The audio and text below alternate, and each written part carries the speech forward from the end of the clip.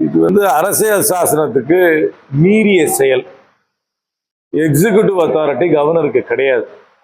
Governor நேரடியாக அட்மினிஸ்ட்ரேஷன்ல involve ஆக கூடாது.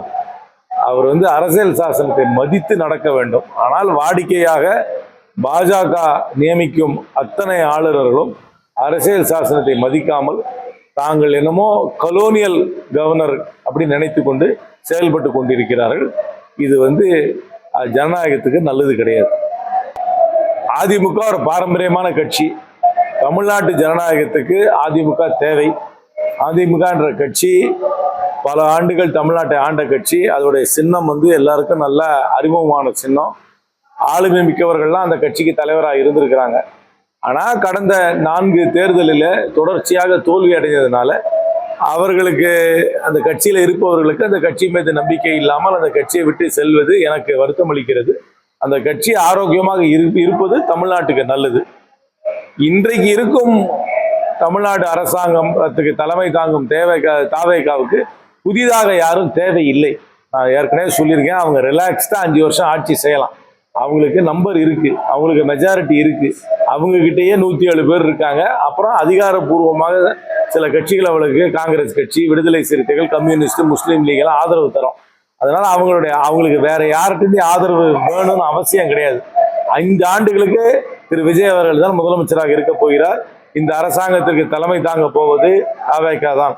அதனால அவங்க எந்த ஒரு அச்சமும் இல்லாமல் யாரையும் சேர்த்துக்க வேண்டிய அவசியம் இல்லை என்பதை உணர்ந்து அவர்கள் ரிலாக்ஸ்டாக அரசாங்கம் செய்யலாம். ஆனால் அதிமுகவில் ஒரு இன்டர்னல் கிரைசிஸ் இருக்குன்றதை ஏத்துக்கிறேன்.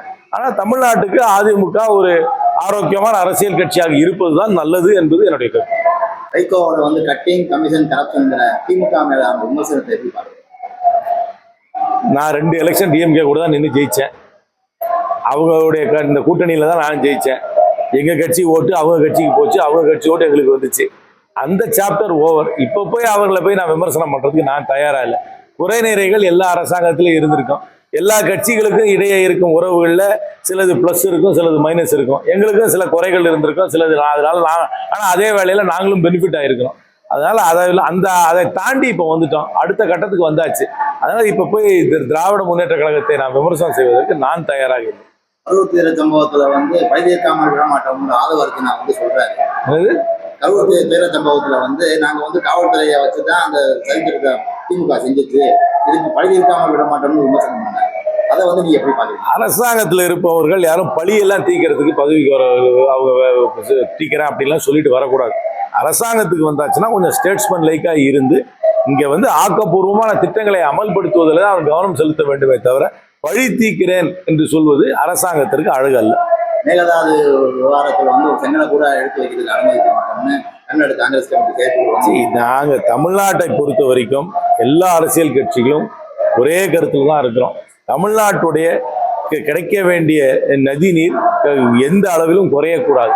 அதற்காக எந்தாவது அது தடை வந்தால் அந்த தடையை கண்டிப்பாக நாங்கள் எதிர்ப்போம் என்றுதான் தாவேகா அரசோட சட்ட ஒழுங்கு செயல்பாடு.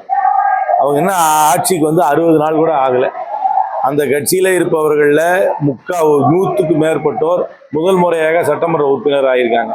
அமைச்சர்கள்ல செங்கோட்டையனை தவிர யாருமே முன்னாடி அமைச்சராக இருந்ததில்லை. அவங்களுக்கு கொஞ்சம் டைம் கொடுக்கணும். டைம் கொடுத்து செட்டில் ஆனதுக்கு அப்புறம் தான் அவருடைய செயல்பாடு எப்படி இருக்கு இல்லைன்னு சொல்ல முடியும். ஒரு பட்ஜெட் போடட்டும், அவங்க திட்டம் எப்படி அமல்படுத்துறாங்கன்னு பார்க்கட்டும். சட்டம் ஒழுங்கை பொறுத்த வரைக்கும் ஒன்று தெளிவா தெரிஞ்சுங்க.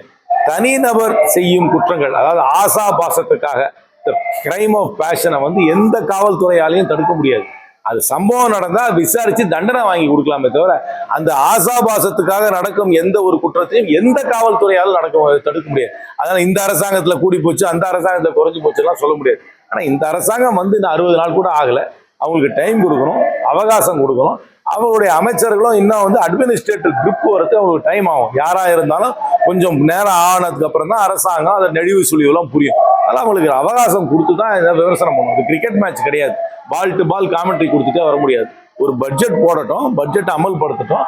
அதுக்கப்புறம் ஏதாவது குறை நிறைகள் இருந்தால் விமர்சனம் செய்வதாக இருந்தால் அப்புறம் செய்யலாம்.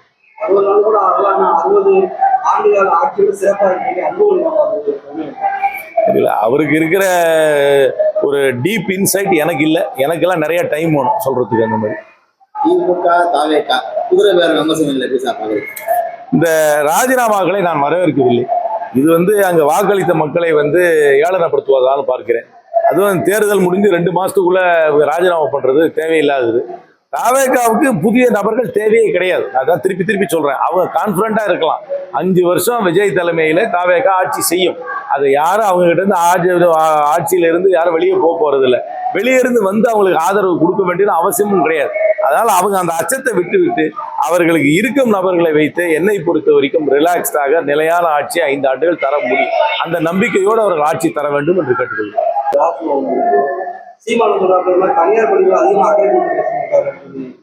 தெரியல அவங்க என்ன அரசாங்க கொள்கை என்னன்னு தெரியல. என்னை பொறுத்த வரைக்கும் அரசாங்க பள்ளிகளுடைய தரத்தை உயர்த்த வேண்டும் என்பதில் எனக்கு கருத்து வேறுபாடு கிடையாது. மழைக்கால கூட்டத்தொடரில் தொகுதி சீரமைப்பு மகளிர் திரும்ப கொண்டு வரதா ஒரு அபிப்பிராயம். அப்படிதான் நானும் செய்தித்தாளில் படித்தேன். அவங்களுக்கு 2/3 மெஜாரிட்டி இருந்தால் தான் அதை பண்ண முடியும். கடந்த முறை கொண்டு வரும்போது அவங்களுக்கு 2/3 மெஜாரிட்டி இல்லை. இப்போ 2 தடவை ஆபரேஷன் லோட்டஸ் பண்ணி இப்போ இந்த டிஎம்சியை உடைச்சிருக்காங்க. அதே மாதிரி சிவசேனாவை உடைச்சிருக்காங்க. வேற எந்தெந்த கட்சியை உடைக்க போறாங்கன்னு தெரியல. வேற எந்தெந்த கட்சி அவர்களுக்கு மறைமுகமாக ஆதரவு தர போறாங்கன்னு எனக்கு தெரியல. ஆனால் காங்கிரஸ் கட்சி இதற்கு கண்டிப்பாக எதிர்ப்பாக தான் இருக்கும். மகளிர் இடஒதுக்கீடு என்பதை முழுமையாக வரவேற்கிறோம். இப்பொழுது இருக்கும் 543 பாராளுமன்ற உறுப்பினர்களிலேயே எனக்கு தெரிஞ்ச வரைக்கும் மகளிருக்கு இடஒதுக்கீடு தந்து அவர்களுக்கு இந்த 3ல் 1 தொகுதியை மகளிருக்கு ஒதுக்கீடு வேணும். ஆனா இந்த தொகுதியை சீரமைக்கிறேன், தொகுதி நம்பரை கூட்டுறேன் அப்படின்றத எங்களால் ஏற்றுக்கவே முடியாது. அப்படி ஒரு தொகுதி நம்பரை கூட்டினாங்கன்னா ஏற்கனவே நம்மளுடைய பிரதிநிதித்துவம் கம்மியாக தான் இருக்கு. இந்தியாவில் தமிழ்நாட்டோட பிரதிநிதித்துவம் இன்னும் அடுத்த இந்த சீரமைப்பு வந்துச்சுனாக்க இன்னும் நம்மளோட பிரதிநிதித்துவம் குறைந்து போயிடும். நம்மளோட வேல்யூ குறைஞ்சிடும். தமிழ்நாடு அரசு அதாவது தாவேகா அரசு மத்திய அரசோட இணக்கமா போறாங்க. அரசாங்கம் இணக்கமாக தான் இருக்கணும். ராஜாங்க ரீதியாக தமிழ்நாடு அரசாங்கமும் இந்திய அரசாங்கமும் இணக்கமாக இருக்க வேண்டும். யார் ஆட்சி செய்தாலும் ராஜாங்க ரீதியாக அந்த உறவை வைத்துக் கொள்ளதான் வேண்டும்.